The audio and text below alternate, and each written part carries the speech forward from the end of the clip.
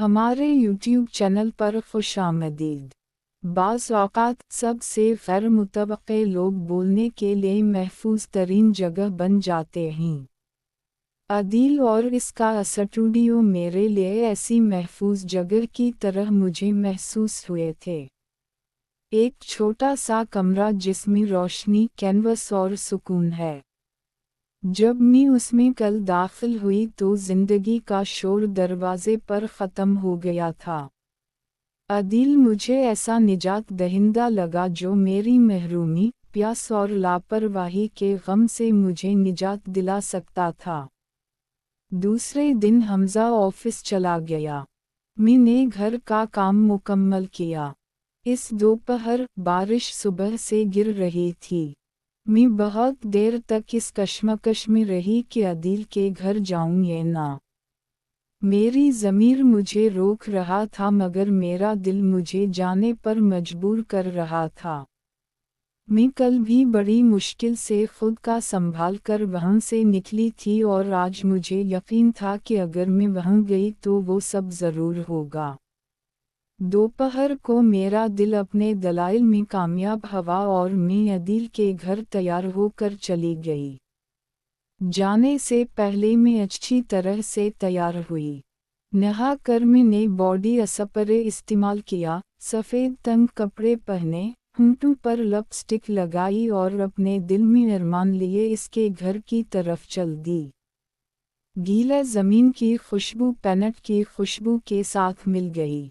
इसके घर का दरवाज़ा खिला था। मैं अंदर दाखिल होकर इसके स्टूडियो की तरफ गई जहां अदील खामोशी से काम कर रहा था। इसका ब्रश इस तरह चल रहा था जैसे वो किसी सोच का सुराग लगा रहा था।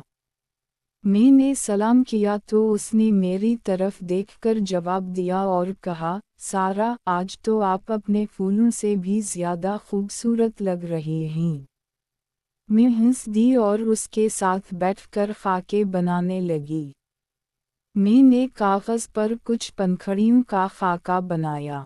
थोड़ी देर के बाद उसने आहिस्ता से कहा, आप किसी ऐसे शख्स की तरह पेनट करनी है जिसने सुकून और तूफ़ान दोनों को देखा हो। मैं मुस्कुराई, थोड़ी अफसुर्दगी मेरे चेहरे पर आई हुई। मैंने कहा, शायद इसलिए कि मैंने दोनों को देखा है। इसने मेरी तरफ देखा, मतजस्सुस नहीं, महज जानने की नीयत से, और मैंने अपनी बात जारी रखकर उसे हैरत में डाल दिया। मैंने इसे अपनी शादी के बारे में बताया।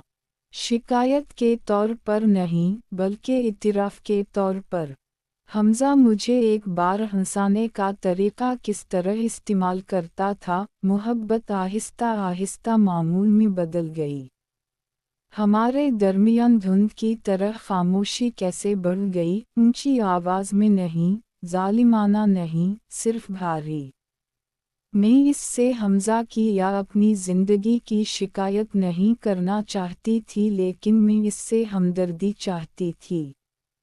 मैं इसे अपनी मजबूरी से आशना कराना चाहती थी जो मुझे इस तक लेकर आई है। मैंने इसे मज़ीद बताया, हम नहीं लड़ते। हमने सिर्फ इन चीज़ों के बारे में बात करना छोड़ दिया जो अहम हैं। अदील ने कहा, इस तरह की खामोशी सबसे मुश्किल हो सकती है। मैंने इजाफ़ा करते हुए कहा, कभी कभी मुझे हैरत होती है कि क्या वो मुझे भी देखता है। अदील ने कहा, फिर हो सकता है कि आपको पहले खुद को दोबारा देखना शुरू करना पड़े। इसके अल्फाज आसान थे, लेकिन इन्हें सच्चाई की तरह महसूस हुआ।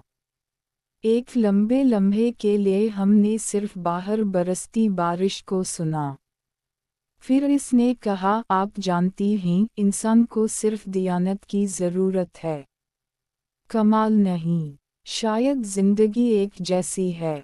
मैंने सर हिलाया, अपने अंदर कुछ उठाना महसूस किया। ये मशवरा नहीं था, ये समझने वाला था।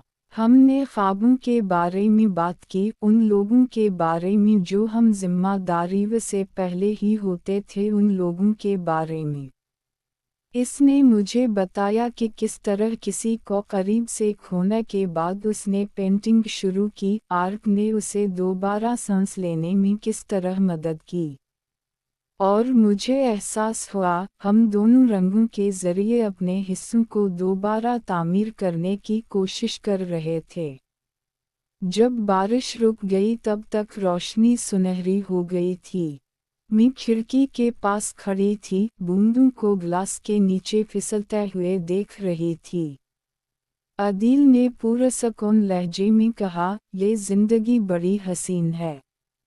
اسے کسی ایسی چیز سے بھریں جو آپ کی طرح محسوس ہوتا ہے۔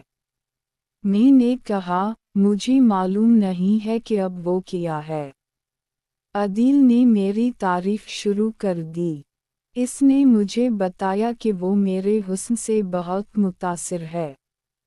وہ کمرے سے باہر گیا اور مجھے قدرتی لباس پہننے کا کہا۔ جب وہ واپس آیا مجھے اس رنگ میں دیکھ کر بہت خوش ہوا۔ اس نے فرینچ والے کام سے آغاز کیا۔ اس نے عمل کرنے سے پہلے بہت دیر تک سیب کھائے۔ اس نے لالی پاپ نکالا تو میں لالی پاپ پر ٹوٹ پڑی۔ میں کافی عرصہ سے اس کے انتظار میں تھی۔ اس نے بلی اور شیر کی لڑائی شروع کروا دی۔ شیر بڑے زور سے بلی کو مضروب کر رہا تھا۔ مجھے اس لڑائی سے بڑا مزہ آ رہا تھا۔ میں چاہتی تھی یہ کبھی ختم نہ ہو۔ اس وقت میری آواز گونج رہی تھی۔ پھر 25 منٹ بعد یہ لڑائی ختم ہوئی۔ اس زبردست لڑائی کے بعد ہم دونوں کافی خوش تھے۔ تقریباً 3 گھنٹے عادل کے اسٹوڈیو میں گزارنے کے بعد میں اپنے گھر لوٹ آئی۔ بارش اب تھم چکی تھی۔ میں نے فریش ہو کر شام کا کھانا بنایا۔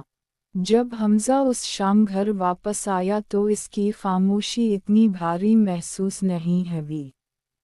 کھانا کھانے کے بعد حمزہ خبریں دیکھ رہا تھا اور میں اس پر مسکرائی، اس لیے نہیں کہ کچھ بھی بدلا تھا لیکن کیونکہ میں نے شروع کیا تھا۔ اس رات میں نے اس وقت تک پینٹ کیا جب تک کہ ستارے میری کھڑکی کے باہر دھندلا نہ گئے۔ سالوں میں پہلی بار میرے دل کو ہلکا محسوس ہوا۔ ہو سکتا ہے کہ کچھ لوگ ہماری زندگی میں داخل نہ ہوں، نہ رہیں، لیکن وہ ہمیں یاد دلانے کے لیے کافی ہوتے ہیں کہ ابھی دوبارہ شروع کرنا ممکن ہے۔ کہانی کا اگلا حصہ جلد اپلوڈ کیا جائے گا۔ ہمارے چینل کو سبسکرائب کریں تاکہ اگلی ویڈیو آپ کو بآسانی مل سکے اور اپنی قیمتی رائے سے ہمیں کامنٹ سیکشن میں آگاہ کریں۔ شکریہ۔